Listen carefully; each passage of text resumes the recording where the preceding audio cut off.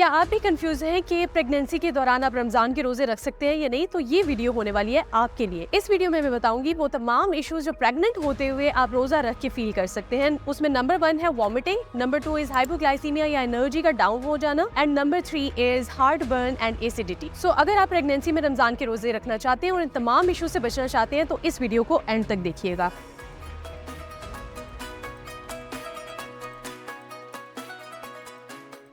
सबसे पहले तो आप ये चेक कर लें कि आपके एनर्जी लेवल्स कैसे हैं और आप प्रेगनेंसी में डिप्रेस्ड या एंशियस तो फील नहीं कर रहे। इन दोनों सूरतों को चेक करने के लिए अपने गायनोकोलॉजिस्ट से जरूर राब्ता कीजिए। और अब बारी आती है डाइट की। डाइट में 3 ऐसी अमेजिंग टिप्स आपको मिलने वाली है इस वीडियो में, जो कि फॉलो करके आप आराम से प्रेगनेंसी में भी रमजान के रोजे रख सकते हैं और आपका एक भी रोजा नहीं छूटेगा। Number 1 is eat your meal in 2 portions. आपने सहरी भी डबल करनी है एंड इफ्तारी भी डबल करनी है। वो इस वीडियो में मैं बताती हूँ कि किस तरह से आपने 2 पोर्शंस में खाना है। Number 2 is avoid deep fried foods. उसकी रीजन भी मैं आपको बताऊंगी कि आपने डीप फ्राइड फूड्स को क्यों अवॉइड करना है। And number 3 and most important tip is foods for pregnancy, जो कि आप सहरी या इफ्तारी में ले सकते हैं अगर आप प्रेग्नेंट हैं तो। अक्सर प्रेग्नेंट फीमेल्स ये सबसे बड़ी गलती करती हैं कि वो सहरी में भी 1 बिग मील लेती हैं और इफ्तार में भी 1 बिग मील लेती हैं, जिसकी वजह से उनको एक बहुत बड़े इशू का सामना करना पड़ता है और उस इशू को कहते हैं डंपिंग सिंड्रोम। डंपिंग सिंड्रोम में क्या होता है कि आप एकदम से खाना खाते हो तो आपकी फास्ट गैस्ट्रिक एम्प्टीइंग होती है, मतलब खाना आपके स्टोमक को छोड़कर इंटेस्टाइन में जल्दी जल्दी चला जाएगा और आपको वॉमिटिंग होती है। तो अगर आपको किसी भी ट्राइमेस्टर में वॉमिटिंग का सामना करना पड़ रहा है तो आपको सहरी भी डबल पोर्शन में करना है और इफ्तारी भी डबल पोर्शन में करना है। फॉर एग्जाम्पल, सुबह सवेरे उठते ही आपने हैंडफुल ऑफ नट्स खाने और उसके साथ एक बॉइल्ड अंडा ले सकती हैं। सहरी करने से 1 से 2 घंटा पहले। जो लोग रात भर जागते रहते हैं उनके लिए ये फॉलो करना बहुत ईजी होता है, लेकिन जिन लोगों को रात में सोने की आदत होती है या फौरन से उठ के वो सहरी की तैयारी में लग जाती है तो उनके लिए ये रिकमेंडेशन है कि सुबह सवेरे उठ के वो हैंडफुल ऑफ नट्स ले लें। उसके साथ में 2 से 3 ओवरनाइट सोक्ड फिग्स इस्तेमाल कर सकती है। इस तरीके से उनके आयरन स्टोर्स भी रिप्लेनिश हो जाएंगे। इस स्टेप को करने के बाद वो अपनी सहरी की तैयारी में लग जाए, सहरी को प्रिपेयर करें और उसके बाद सहरी वाला खाना खाएं। और इफ्तार में भी आपने इसी रूल को इम्प्लीमेंट करना है कि सबसे पहले अपना रोजा इफ्तार कीजिए और इफ्तारी के 1 से 2 घंटे के बाद आप डिनर कीजिए। फौरन से एक साथ आपने डिनर नहीं करना। अगर आप इफ्तार और डिनर एक साथ करेंगे तो आप में वॉमिटिंग के चांसेस बढ़ जाएंगे। नंबर 2 बिग इशू जिसका अक्सर फीमेल्स को चाहे वो किसी भी ट्राइमेस्टर में सामना करना पड़ता है, and that is heartburn and acidity. ये ऐसी सूरत में होती है अगर आप खाना खाने के फौरन बाद लेट जाएं या डीप फ्राइड फूड्स का इस्तेमाल करें। अब डीप फ्राइड फूड जैसे पकोड़ा, समोसा, रोल्स ये इफ्तारी की शान होते हैं, आप इससे बच भी नहीं सकते हैं। तो आपने क्या करना है कि आपने डीप फ्राइड की जगह शैलो फ्राइड आइटम्स इस्तेमाल करने हैं। और शैलो फ्राइड आइटम्स में आते हैं कबाब्स, रोल्स। आप किसी भी नॉन स्टिक फ्राइंग पैन के अंदर थोड़ा सा ऑयल डाल के अपने रोल्स को शैलो फ्राई कर सकते हैं और इसी तरह कबाब्स को भी शैलो फ्राई किया जा सकता है। और अगर आपको पकोड़ा खाने की क्रेविंग हो रही है तो आपने पकोड़े के ऊपर से जो ऑयल होता है वो किसी टिश्यू के जरिए सोक कर लेना है ताकि बहुत ज्यादा ऑयल आपके स्टोमक में ना जाए। और अब लास्ट पे वो टिप जिसका आपको बेसब्री से इंतजार था और जिसके लिए आपने पूरी वीडियो देखी है, वो है कि खाना क्या है। So let's start with the सहरी। जैसे मैंने पहले बताया है कि सहरी में आपने जब फौरन उठना है तो एक हैंडफुल ऑफ नट्स लेने हैं, उसके साथ में 2 से 3 इंजीर आप ले सकते हैं जो कि रात में आप भिगो के रख देंगे और सुबह ले लेंगे। उसके बाद जब आप सहरी की तैयारी में लग जाएंगे तो 1 घंटा बीत जाएगा। 1 घंटे के बाद आप अपनी सहरी का खाना खा सकते हैं। सहरी में 3 बेस्ट ऑप्शंस होते हैं प्रेग्नेंट फीमेल्स के लिए। नंबर 1, अगर आप पोरिज लेना चाह रहे हैं तो पोरिज ले सकते हैं, वो चाहे बार्ले का हो, चाहे व्हीट का हो, चाहे ओट्स का हो। कैलोरीज उसमें सेम रहेंगी और उसमें फाइबर भी बहुत अच्छा होता है जो कि आपको एकदम से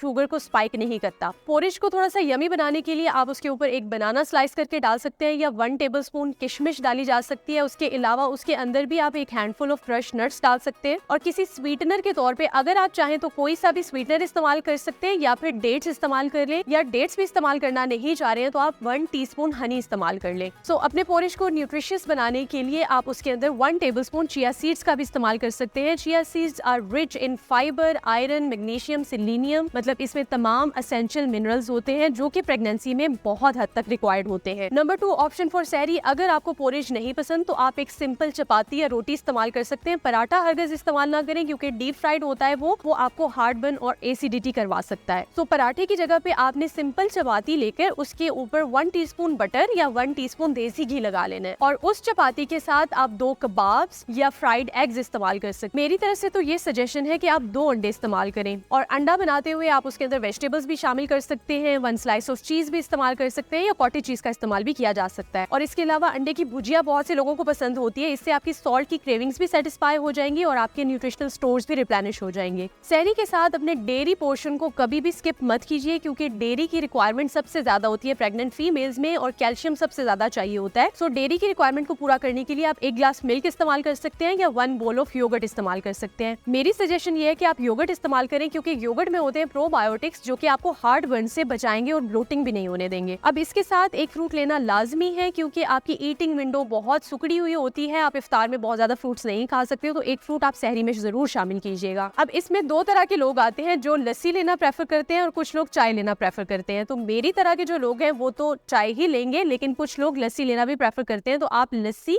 चाय इन दोनों में से एक ऑप्शन चूज कर सकते हैं। अगर चाहे तो दोनों ऑप्शंस भी यूज किए जा सकते हैं। सो ये तो था आपका सहरी का मेन्यू, बहुत ही न्यूट्रिशियस और बहुत ही हेल्दी, जो कि किसी भी ट्राइवेस्टर में यूज किया जा सकता है। कैलोरीज आपने अपने मेंटेनेंस वेट के अकॉर्डिंग लेनी है, बहुत कम कैलोरीज नहीं लेनी। और इस फूड मेन्यू से आपको हार्ट बर्न, एसिडिटी, हाइपोग्लाइसीमिया जैसे किसी भी प्रॉब्लम का सामना थ्रू आउट द रोजा फेस नहीं करना पड़ेगा। इफ्तारी का सबको बड़ी बेसब्री से इंतजार होता है और सब चाहते हैं कि बहुत यमी इफ्तारी हो। कुछ फीमेल्स जो प्रेग्नेंट होती है उनमें स्वीट की क्रेविंग ज्यादा होती है और कुछ फीमेल्स जो प्रेग्नेंट होती है उनमें सॉल्ट की क्रेविंग ज्यादा होती है, लेकिन आपने बहुत बेसब्री से इन चीज़ों के ऊपर टूट नहीं पड़ना है। अगर आप टूट पड़ेंगे तो आपको एसिडिटी का सामना करना पड़ेगा, एकदम से आपकी शुगर भी स्पाइक कर सकती है। सो रोज़ा आपने इफ्तार करना है 1 गिलास नीम गर्म पानी से, ठंडा पानी बिल्कुल ना पीजिएगा, इससे भी आपकी डाइजेशन स्लो हो जाती है और खाना हजम करने में आपको बहुत टाइम लगेगा, जिसकी वजह से इंडाइजेशन का सामना करना पड़ता है। तो 1 गिलास पानी के अंदर आपने 1 पिंच सॉल्ट डाल देना है, उससे आपके इलेक्ट्रोलाइट सारे रिप्लेनिश हो जाएंगे और किसी की भी किस्म के चक्करों का सामना आपको नहीं करना पड़ेगा। पानी पीने के बाद आप सुन्नत के मुताबिक 1 से 2 खजूरें खा सकते हैं